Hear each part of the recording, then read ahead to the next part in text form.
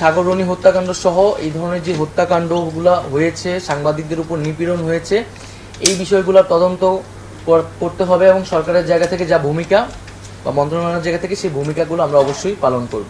আমরা স্বাধীন গণমাধ্যম কমিশনের কথা প্রাথমিকভাবে ভেবেছি এবং সামগ্রিকভাবে মূলত সাংবাদিক সমাজের সাথে আলোচনা করে আপনাদের বক্তব্যের প্রেক্ষিতে মূলত আমরা এই উদ্যোগগুলো নিতে যাচ্ছি। কারণ গণমাধ্যমের স্বাধীনতা কিন্তু গণতন্ত্রের অন্যতম একটি পিলার বলা যায়। গণমাধ্যমের স্বাধীনতা, মানুষের বাক স্বাধীনতা নিশ্চিত করতে হবে। সাগররণী হত্যাকাণ্ড, এই হত্যাকাণ্ড খুবই বেদনাদায়ক, খুবই নির্মম এবং আমরা জানি এই হত্যাকাণ্ডের বিচার নিয়ে কি পরিমাণ প্রহসন করা হয়েছে, যে বারবার তার প্রতিবেদনগুলা পিছানো হয়েছে। গণমাধ্যমের স্বাধীনতার কথা ইতিমধ্যে আমি বলেছি।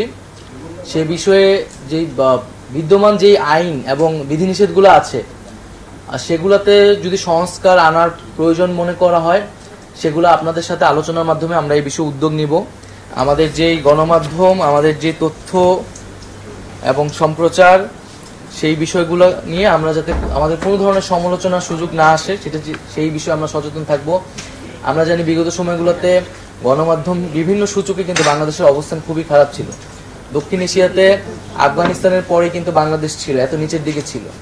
এই বিষয়গুলো কিন্তু আমাদের খুব গুরুত্বের সাথে বিবেচনা করা উচিত।